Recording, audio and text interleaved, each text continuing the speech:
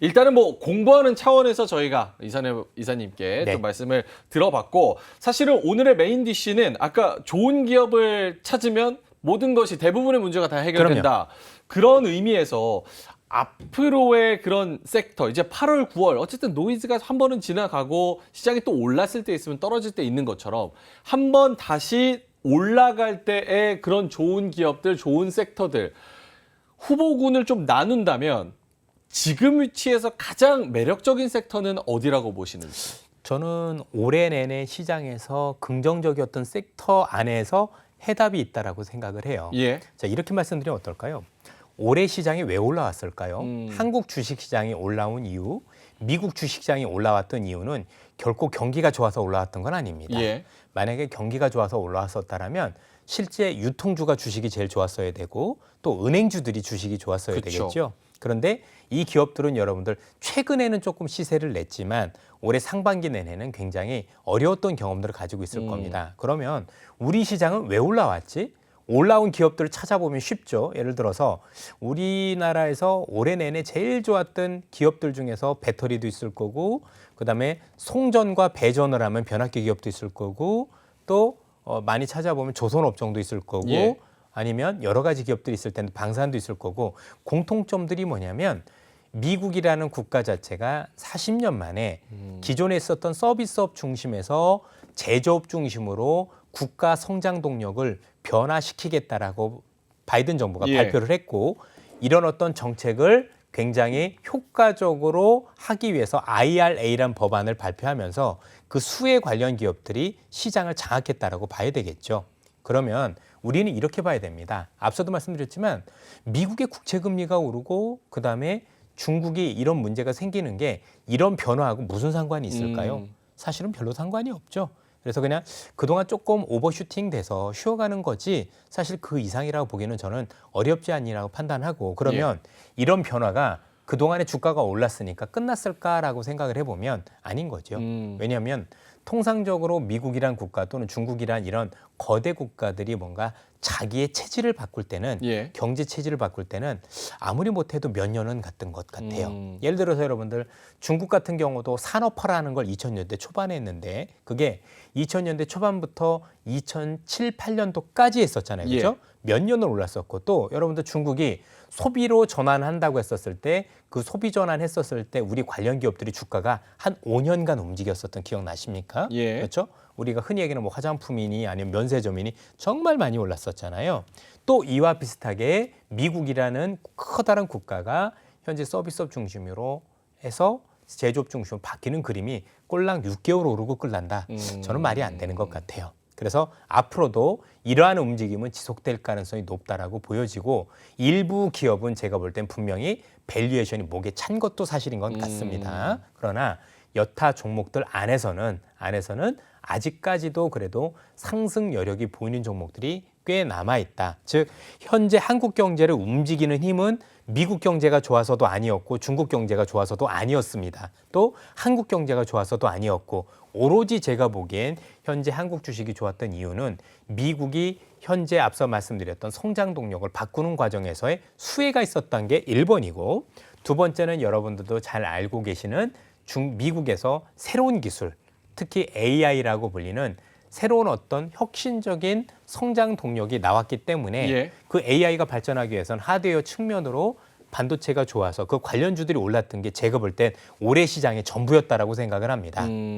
그러면 현재 진행되고 있었던 이런 산업의 변화 또는 미국이란 국가의 성장 동력의 변화가 얼마나 갈 수 있고 앞으로 어떤 기업들이 어떻게 구체적으로 수혜를 볼 수 있는 건지 구체적으로 더 따져보시면 제가 볼 땐 앞으로 더 상승할 수 있는 기업들을 많이 찾을 수 있을 거라고 생각을 합니다. 앞서도 말씀드렸지만 이들 기업 중에서는 분명히 지금 비싼 것들도 있는데 아직도 싸고 더 올라갈 수 있는 기업들도 많이 눈에 띕니다. 알겠습니다. 조금만 더 디테일하게 힌트를 주셔도 될까요? 저희들이 이 컴플라이언스에서 이런 업종당 이런 걸 요즘 막 굉장히 민감해서 일부러 좀 많이 못하게 막더라고요. 귓속말로도 안 되죠. 쉽지는 않은 것 같습니다. 저한테 오시면 됩니다. 그런데. 알겠습니다. 네. 그러면 반대로 요 섹터는 조금 조심하자는 언급이 됩니까? 조심하자는 것도 쉽지는 않지만 아이디어는 얻을 수 있죠. 아이디어. 네. 예를 들면 올해도 그랬지만 여러분들 올해 되게 어려웠었을 때 어느 섹터가 어려웠나요? 일단 중국과 연관이 돼 있었으면 쉽지 않았던 것 같아요. 엔터도 그쪽에 연관돼 있으면 안 갔죠.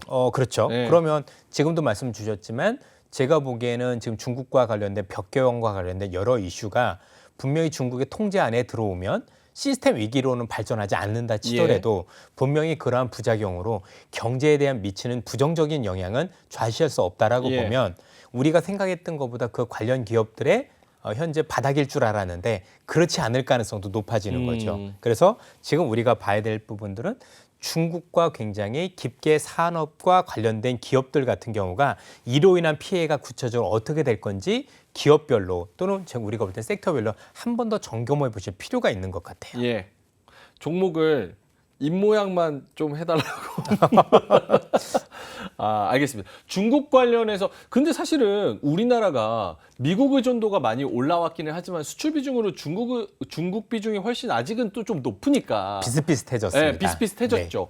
중국이 어쨌든 수출하는 거에서는 1등이니까 그럼 우리가 중국에 사실은 안 파는 게 없잖아요. 반도체도 그렇고 뭐 자동차야 그렇다 치고 그러면 사실 우리가 좀 축이라고 생각할 수 있는 그런 큰 섹터들은 중국 의존도가 없을 수가 없는데 그런 종목들은 좀 조심하자라는 아이디어까지도 번집니까? 그렇지는 않습니다. 그건 아니에요. 왜냐하면 지금 대부분의 지금 시장에서 올라가고 있는 기업들도 중국에 대한 어떤 익스포저가 없지는 않거든요. 예. 그런데 지금 올라가는 기업들은 미국에서 수출이 미친 듯이 이렇게 나가는 기업들 중심인 거니까 미국 중심으로 굉장히 많이 나가는 기업들은 좋고 그냥 미국에도 별로 발을 거치지 못하고 있고 또는 중국에는 여전히 굉장히 어려움을 겪고 이런 기업들 같은 경우는 앞으로도 조금은 제가 볼 때는 좀 더 고생할 수 있다고 생각이 들어요. 그걸 물론 그게 바닥이긴 하겠지만 그래서 조금 더 한 번 더 밀릴 수 있다 정도. 근데 그 정도까지 밀리면 제가 볼 때는 그런 관련 기업들도 굳이 거기서부터 제가 볼 때 많이 팔 필요는 없는 것 같아요. 왜냐하면 이미 많이 싸져 있어요. 근데 추가적으로 현재 경제가 안 좋아진 부분은 반영을 안 했다라고 보는 거니 그 정도만 반영하면 제가 볼 때는 그런 기업들도 여기서부터 한 단계 조금 레벨 다운이 되면 저는 그런 점들이 나오면 그런 기업들은 그 뒤부터는 조금 저는 봐도 될 거라고 생각을 하고 있어요. 알겠습니다. 중국 관련한 그런 종목들은 일단은 좀 따져봐야 되는 참 그런 말씀드리고 싶지만 못하는 상황이 좀 아쉽긴 합니다. 그래서 아마 지난번에 우리 뭐 여러 분들이 나오셨지만 이게 업에 있는 분들은 말씀을 못 드리고 이 업에 계시지 않은 분들은 말씀을 드릴 수 있는 거잖아요. 그래서 아마 인기도 오면 저희보다는 업에 안 계신 분들이 더 인기가 많으실 거예요. 저 충분히 아니에요. 인정하고요. 이사님 인기 많으셔서 저희가 모신 건데요. 저 충분히 인정합니다. 알겠습니다. 지금 언급하신 전반적인 내용에서 많은 분들이 관심이 있는데 지금 언급이 안 됐던 약간 그런 섹터가 제약바이오? 요거는 조금 시선에서 관심도에서 이사님 관심에서 좀 벗어나 있습니까? 아닙니다. 그렇지는 않습니다. 사실 제약바이오라는 거는요. 언제나 주도주입니다. 언제나 주도주다? 그리고 또 언제나 주도주가 아닙니다. 이게 도대체 무슨 얘기야? 사실 제약바이오라는 거는 우리가 살아가면서 계속 아플 수밖에 없는 거잖아요. 그렇죠? 그리고 병이라는 것도 계속 발달을 하고 그런데 이 제약 산업은 계속해서 발전을 하게 됩니다. 약이라는 게 한 번으로 끝나는 게 아니라 예를 들어서 여러분들 아시겠지만 항암제 하나만 하더라도 1세대 항암제, 2세대 항암제, 3세대 항암제들이 계속 바뀌잖아요. 그러면 항암제가 바뀌는 것도 1세대, 2세대, 3세대의 기본적인 차이는 뭐냐면 효과는 더 좋은데 사람이 고생하지 않는 것. 예를 들어서 옛날 항암제는 나도 죽고 암도 죽었죠. 그렇죠? 일반적인 이전의 항암제, 여러분들 약은요 케미칼입니다. 화학 제품이기 때문에 사실 여러분들 항암제라고 하면 암세포만 죽이는 게 아니라 그 주변에 있는 세포까지 다 죽여요. 그래서 머리도 빠지고 힘들었던 거 그게 1세대 항암제였고 2세대 항암제라고 하면 표적 항암제라고 해서 이런 부작용을 하기 위해서 그러면 암세포만 죽이면 안 될까 이런 게 2세대 항암제였고 그 뒤로 지나가서 2세대 항암제라고 해도 항암제가 화학약품이라서 화학약품은 부작용도 많고 재발도 많다더라. 그래서 여러분들 최근에 카티라고 불려서 그렇죠? 내 몸에 맞는 또 바이오 중심으로 약들이 개발되고 있잖아요. 그래서 항상 약은 새로운 트렌드만 보시면 됩니다. 요즘 약이 새롭게 나왔는데 이 약이 기존에 있던 항암제를 안 써도 될 정도로 획기적이야. 쉽게 얘기하면 이전보다 훨씬 더 부작용도 적고 재발도 낮은데 효과가 좋아. 이런 것들이 있으면 새로운 트렌드가 형성이 되고 실제 최근에도 그랬지 않습니까? 최근에 아마 아시겠지만 제약바이오가 떴던 가장 큰 이유 중에 하나가 당뇨, 그다음에 비만과 관련된 얘기였었을 겁니다. 그게 엄청난 만성 질환이거든요. 일단 주식 측면에서 놓고 보면 죽고 사는 문제와 관련된 신약이 개발될 때 일단 주가 상승폭이 제일 크고요. 그건 무조건 10배 이상입니다. 예. 그런데 시장 자체가 큰 건 당뇨, 비만, 그다음에 무릎이 제일 큽니다. 무릎? 예, 류마티스 관절염 오. 시장이 전 세계에서 제일 크거든요. 그러면 이거는 생활의 질과 관련이 있는 거죠. 이런 생활의 질과 관련된 약 중에서 뭔가 기존의 약을 뒤엎는 새로운 어떤 약들이 개발되면 예. 새로운 어떤 그런 어떤 그 트렌드들이 형성이 되는 거니까 저는 이런 트렌드들만 보고 있으면 제약바이오는 언제나 주도주가 될 수 있는 섹터라고 생각을 하고 있고 현재 그와 무관하지 않죠. 그러면 이제 앞으로 우리가 제약바이오를 볼 때는 이제는 어떤 제약바이오를 볼 수 있을 것 같으냐면 이런 제약바이오 외에도 최근에 AI와 결합돼서 생각보다 신약들이 빨리 나오기 시작했다 보니까 아마 여러분들 입장에서는 우리가 생각하는 것보다 훨씬 더 제약바이오에서 주도주가 계속 바뀌는 현상들 또는 생각보다 자주 주도주가 되는 경험들을 저는 자주 할 거라고 생각을 해요. 그래서 이 트렌드를 놓치지 않았으면 좋겠다. 즉 제약바이오가 싸니까 오른다는 건 말이 안 되는 거고요. 제약바이오가 오를 때는 새로운 트렌드가 형성됐고 그런 것들이 앞서도 말씀드렸지 죽고 사는 문제와 관련된 약이 개발이 됐는지 삶의 질과 관련된 개발이 약이 됐는지 이걸 판단하셔서 관련 기업들을 찾으시면 될 것 같습니다. 알겠습니다. 요거 말씀해 주시면 좋을 것 같아요. AII 무지개님께서 AI 얘기해 주세요 이렇게 말씀을 해주셨어요. 하반기 정말 짧게만 시간이 많이 없어요. 5분밖에 안 남았습니다. 하반기 트렌드는 어떻습니까? 예를 들어서 돈을 진짜 잘 버는데 주가가 낮은 위치에 있어서 왠지 모르는데 낮은 PER에 안 가는 종목들. 예를 들면 현대차. 혹은 정말 잘 가는데 와 얘는 진짜 생각해도 너무 비싸다 싶은데도 계속 가는 성장주. 어떤 게 조금 더 트렌디하게 하반기에는 주가 상승률 측면에서는 높을 수 있습니다. 그거는 사실 말씀드리긴 쉽진 않은 것 같습니다. 그런데 최근에 올해 내내 그랬지만 그 싸다라는 게 왜 싼지는 고민해 보면 정말 너무 싸고 너무 밸류에이션이 매력적인데 안 오른 건 저는 없다라고 생각을 해요. 현대차 그런데 그만한 이유가 다 있다라고 생각을 하고 있고요. 그런 이유가 없다라면 뭐 제가 볼 때는 안 움직일 이유가 없겠죠. 그렇죠? 그래서 주식은 안 움직이는 건 다 이유가 있다 이렇게 생각을 하고 오히려 저는 하반기로 갈수록 생각보다 시장의 변화가 많이 일어날 거라고 생각을 해요. 그래요? 앞서도 뭐 AI 이런 것도 말씀 주셨지만 사실 AI는 버블이냐 아니냐 얘기해 주시는 분들이 굉장히 많습니다. 기업에 따라서 그럴 수는 있지만 AI라는 것 자체가 아직도 많은 산업에 접목이 안 됐기 때문에 기존에 있던 산업 중심으로 이 새로운 AI라는 걸 접목을 해서 경쟁력을 가지는 기업들 이런 기업들은 제가 볼 때는 앞으로도 굉장히 오를 가능성이 많다라고 보고 있거든요. 그래서 이런 아이디어를 잘 찾아보시면 저는 하반기도 뭐 시장을 떠나서 지수가 얼마다 이런 건 별로 그렇게 중요한 건 아닌 것 같고 내가 그래도 살만한 종목들이 많이 눈에 띈다라고 생각이 듭니다. 사실 제가 시장이 될 거냐 안 될 거냐 느낄 때 제일 중요한 건 뭘 보냐면 경제보다도 내가 살만한 종목들이 많이 눈에 띄는지 안 띄는지 그게 되게 중요하거든요. 사실 공통적으로 보이는 게 뭐냐면 제가 아무리 공부를 열심히 한다고 치더라도 사실 종목이 안 보일 때가 있어요. 야, 살만한 게 없고 뭘 사야 될지 모르겠다 하면 사실 그건 시장의 끝이더라고요. 근데 저는 지금 최근에 공부를 해보면서 이전보다 많이 줄긴 했지만 그래도 살 게 계속 보이네라는 생각이 많이 들었고 여전히 아이디어가 되는 것들이 많이 보인다라고 생각을 하면 저는 여러분들도 앞으로도 좋은 기회가 많이 있을 거라고 생각을 합니다. 그러니까 너무 밸류에이션만 따지는 거는 중요한 게 아닌 것 같은 게 여러분들이 보고 계시는 밸류에이션이 실제 밸류에이션이 아닐 수도 있습니다. 왜냐하면 이제 저도 리서치 센터에서 20년 가까이 근무를 했잖아요. 거기에서 데이터를 제일 많이 봤을 거고 거기서 데이터를 뽑아봐서 즉 퀀트를 통해서 PR이 제일 싸고 퍼가 제일 싸고 뭐 이런 것도 관련해서 그런 종목들 사보면 100이면 80%가 실패했던 것 같아요. 되려 좀 비싸 보이는데 샀던 종목들의 상승 가능성이 훨씬 더 높았던 게 이 데이터의 오류라고 볼 수가 있을 것 같습니다. 그러니까 시장은 지금도 돈 버는데 앞으로 더 돈 벌 수 있는 것 이런 것들을 더 좋아하는 것 같습니다. 알겠습니다.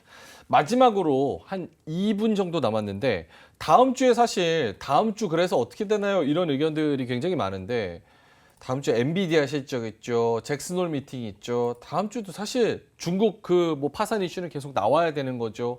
다음 주도 쉽지 않을 것 같거든요. 우리 투자자분들한테 시청자분들한테 팁을 조금 주신다면. 자, 여러분들 미국에 있는 그 어마어마한 헤지펀드들도 올해 내내 시장이 상승일 때 이게 상승장인지 6개월 동안이나 놓쳤습니다. 자, 이게 대세 상승인지 아닌지 그 어마어마한 애들도 모르는데 예. 다음 주까지 맞춘다라고 하는 게 가능하겠습니까? 저는 그래서 이번 시장에서도 시장이 원래 올라갈 때 이런 식으로 올라가잖아요. 그렇죠? 이 중간에 있는 조정도 맞추려고 하는 사람 자체는 실력자는 분명히 아닙니다.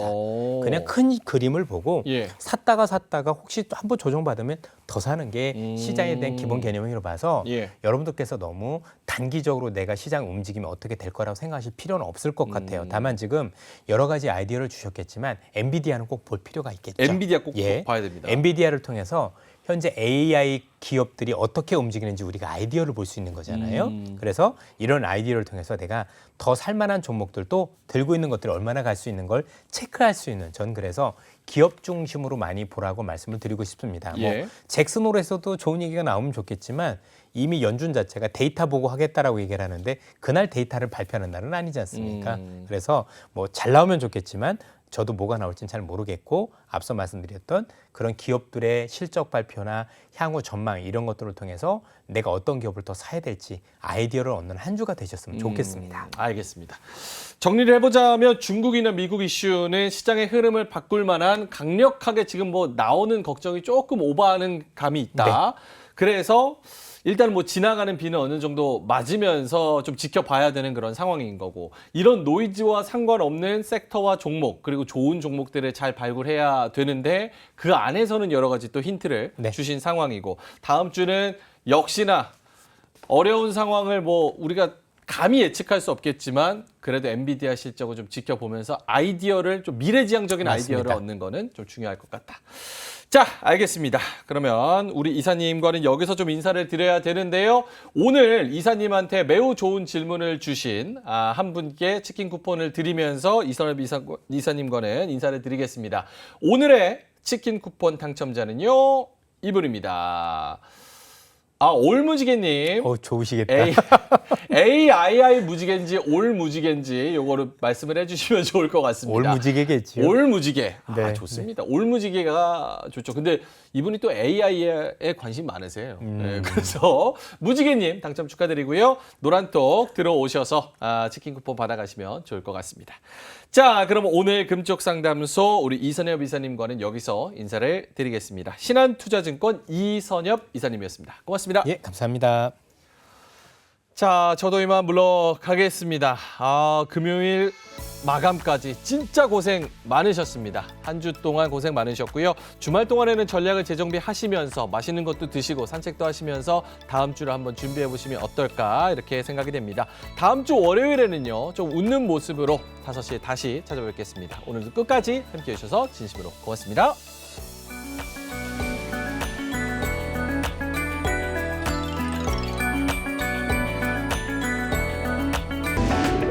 이로운 경제 채널 EBC